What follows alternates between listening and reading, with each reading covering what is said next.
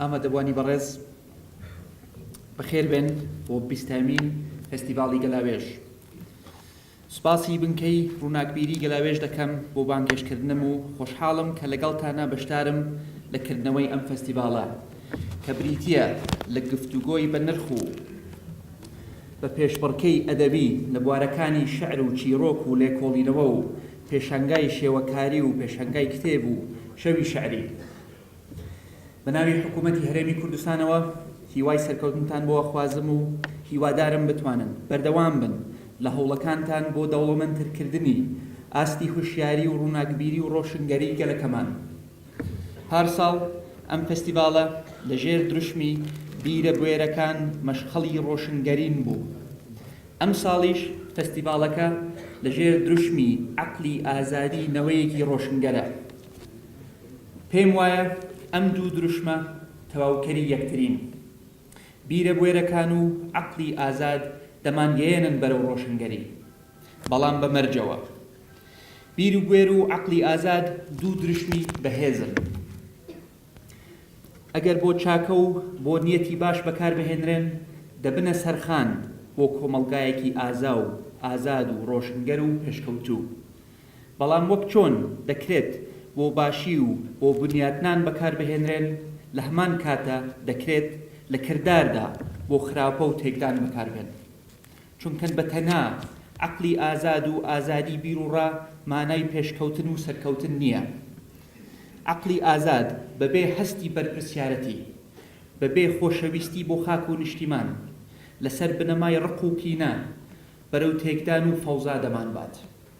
بەڕێزان، لە یادمە کە ئەوەی کە ئەمڕۆ بە میدیای ئەهلی ناسراوە گەشەی دەکرد و خەریک بوو دەچووە سەرپێی خۆی، بە فەعلی ئازادیەک کەوتە بواری ڕۆژنامەگەری و بۆ یەکەم جار پرسیاری قورس و بابەتی ئازاربەخش ئاراستەی بەرپرسانی سیاسی و حکومی کرا. هەمومان هەستمان کرد کە کوردستان خۆناغێکی تێپەڕاند و هەنگاوێکی گرنگی بەرەو دیموکراسیەتی ڕاستەقینەینا. بەڵام بەداخەوە ئەو ئازادیە و ئەو عەقلە ئازادە ڕۆشنگەر و ڕۆشنبیریانەی ئەو سەردەما گواسرایەوە لە ژینگەیەکی بیناکەر بەرەو ژینگەیەکی ڕووخێنەر. وردە وردە نووسەر و ڕۆشنبیر لایەن گرنگتر بوو بە ڕەخنەگر بناسرێن نەک بە ڕۆشنبیر. ڕەخنەگرتنیش گواسرایەوە لە هەستێکی دروستی هاوڵاتیان بەرەو سیاسەتی شەعبەویانە و مزایەدەی سیاسی. کەرەستە و واقعەتی سیستمی سیاسی و حکومڕانی کوردستانیش ئامادە نەبوو بۆ ئەو گۆڕانکاریە و بۆ ئەو گۆڕانکاریانەی کە کەوتە ژینگەی سیاسی و کۆمەڵایەتیەکەمان. دەرەنجام کاردانەوەی دڵتەزێنە و شەرمەزاری لێکەوتەوە. لێدان و تەهدیدکردن و دواتری شەهیدکردنی نووسەر و ڕۆژنامەنووسی وەک کاوە گەرمیانی و سۆرانی مامە حەمە و سەردەش عوسمان و شەهیدانی تری قەڵەمی لێکەوتەوە. ئەمڕۆ لە دۆخێکی نالەبارداین. پێشتریش پشتڕاستم لەوەی کە دەڵێم زۆربەی ئەوەی کە ئەمڕۆ دەگوزرێت لە کوردستانەکەمان ڕەخنەگرتن نییە، گواسراوەتەوە بۆ خانەی بێڕێزی. ئەگەر لایەنێک یان گروپێک یان حزبێک یان نووسەرێک هاوڕان نەبێ لەگەڵما لە وتارێکم لە هەڵوێستێکم هی من یان هەر بەرپرسێکی تر، ئاساییە پێت بڵێ کە هەڵەیت، ئاساییە ڕەخنەت لێ بگرێت و ڕای خۆی پێشکەش بکات. بەڵام ئاسایی نییە هەوڵبدا کەرامەتت بشکێنێ، بتکا بە جاش و بە خۆفرۆش و بە جانتا هەڵگر و چەندین ناوی ناشرینی تر.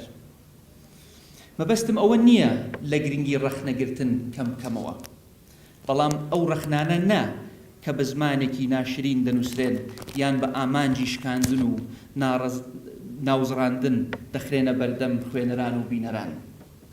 مام جەلال وتەنی ئەگەر ئەو ڕەخنانە نەگیرێن هەڵەکانمان لەسەر یەک کەڵەکە دەبن، دوای پشتمان لە ژێردا دەچەمێتەوە و دەشکێت. ڕەخنە هۆیەکی ژان و مان و گەشەکردنمانە. ئەگەر ڕەخنە نەگرین ناتوانین بژین، پێش ناکەوین، نامێنینەوە، گەندەڵ دەبین، پوچەڵ دەبین و دەپوکەینەوە و دەڕوخین. بەڵام ڕەخنە جنێودان نییە، یەکترشکاندن نییە، تەکەتل و لێکگرێدان نییە. بەڕێزان، فەلسەفە و فەرهەنگی سیاست لە کوردستانەکەمان بەرەو ئاراستەیەکی مەترسیدار ڕۆیشتووە. پیتی وشەکانی ڕەخنە و ڕووخان زۆر نزیکن لە یەکەوە. ڕەخنەگرتن ئاسانە، ڕووخاندن ئاسانترە، بەڵام بیناکردن و بنیادنان قورسە. هەمومان دەتوانین بەشی خۆمان بیڕووخێنین، بەڵام کەممان دەتوانین بینای بکەین. ئەمڕۆ بەردەوام هەڕەشەیەکی ڕووخێنەر هەیە لەسەر ئەو عەقڵە ئازادەی کە دەیەوێت بەرەو بنیادنانمان ببات. هەر کەسێک کە ڕاستیەکی تاڵ بڵێ یان کارێک بکە کە دوور بێ لە مزایەدە یان لەو قسانەی کە ئەمڕۆ لە شەقام باو بن بەر ئەو ئیرهابە فکریە دەکەون کە ئەمڕۆ لە سۆشەڵ میدیایە هەیە. لایەنە سیاسیەکانیش لە ئامادە باشیدان بۆ قوڵکردنەوەی کێشەکانی نێوخۆی خۆیان. لایەن زۆر ئاساییە تیر بگرن یەکتری، عینادیشن بەرامبەر بە یەکتری و دەرگای گفتوگۆ لەسەر یەکتریدا بخەن. کوا هەوڵەکان بۆ گفتوگۆ، بۆ دانوستان، نەک تەنها بۆستان بەڵکو دانوستان. ناڵم کێشەمان نییە، هەمانە. ناڵێم بە تاوەتی ڕازیم لە ئەدا و سیاسەتی هاوپەیمانەکانم لە ناو حکوومەتی هەرێمی کوردستان پڕگلەیم. ناڵێم هەرێم بێگەردە و هەموو کێشەکانی لە نێوان هەرێم و بەغدا خەتای بەغدایە و هەرێم بێگەردە. نەخێر، ئێمەش بەشی خۆمان خەتابارین. منیش لەگەڵ ئەوەم کێشەکانی هەرێم لەگەڵ بەغدا چارەسەر بکەین. بەڵام باجارێک کێشەکانی نێوان هەولێر و سلێمانی چارەسەر بکەین، ئەنجا بینە سەر چارەسەرکردنی کێشەکانی بینی کوردستان و عێراق.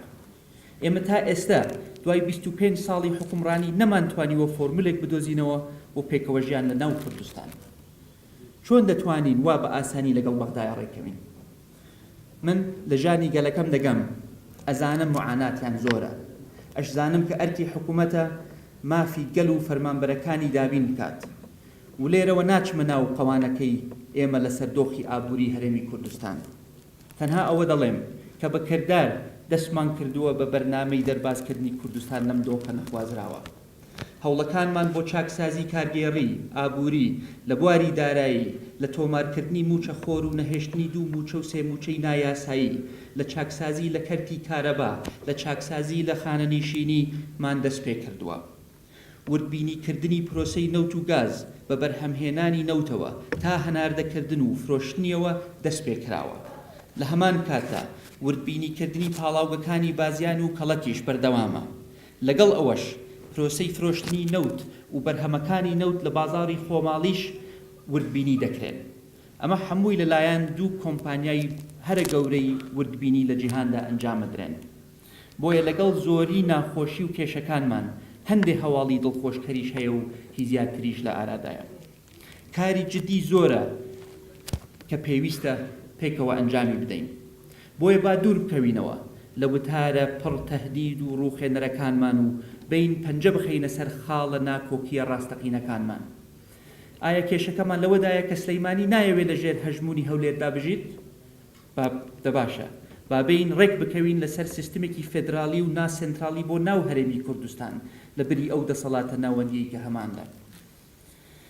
ئێمە لە ئەنجومەنی وەزیران دەستمان کردووە بە گفتوگۆیەکی ڕاستەقینە لەسەر شێوازی داڕشتنەوەی سیستمی حکومڕانی لە هەرێمی کوردستان و چۆنیەتی شۆڕکردنەوەی ئەو دەسەڵاتانە بۆ پارێزگار و قەزاکان. هەموو ئەم کێشانە قابلی چارەسەرن، بەڵام بۆ گەیشتن بەو ڕۆژگارە و زۆرێک لە چاکسازیەکانمان پێویستمان بە پەرلەمانە، پێویستمان بە دوورکەوتنەوەیە لە پەیڕەوکردنی سیاسەتی ڕکوکینە. ئەمڕۆ کوردستانەکەمان خوێنی لێ ئەڕژێت و جیهان شانازی بە هێزی پێشمەرگە و هێزە ئەمنیەکانمانەوە دەکەن و ڕۆژ لە دوای ڕۆژ نزیکتر دەکەوینەوە لە کۆتایی جەنگی سەنگەری دژی داعش. بەڵام دڵنیابن کە ئەوە کۆتایی جەنگەکە نابێت. داعش ڕێکخراوێکی دەرەکی نییە کە ئایدیۆلۆژیەکی بێگانەی هێنابێتە وڵاتەکەمان.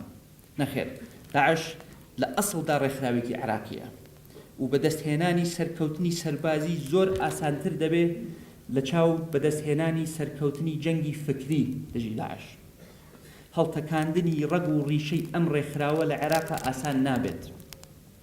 لە ناوبردنی ئەو توانەی داعش کە لە کوردستان چێنراون و توندڕەوی بەگشتی پێویستی بە استراتیژ و کاری جدی ترە. بەڕێزان مەخابن کە ناکۆکی و ململانیەکانی نێوخۆی خۆمان بوونەتە کەرەستەیەکی خراپ و لە دژی خۆمان بەکاردەهێنرێن. بۆیە بە مزایەدە و بە ڕەخنەی ڕووخێنەر ناگەین بە ئامانجەکانمان.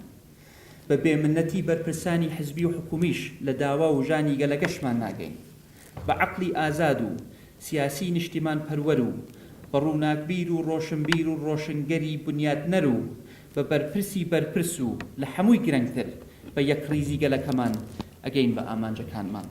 زۆر سپاس بۆ ئەم دەرفەتە و لێرەوە درود بۆ گیانی پاکی هەموو شەهیدەکانی کوردستان، شەهیدەکانی ڕێگای ڕزگاری خوازی گەلەکەمان و شەهیدانی جەنگی تەرۆر و شەهیدانی قەڵەم هەر شاد و هەر سەربەرز و سەرکەوتوو بن. سپاس.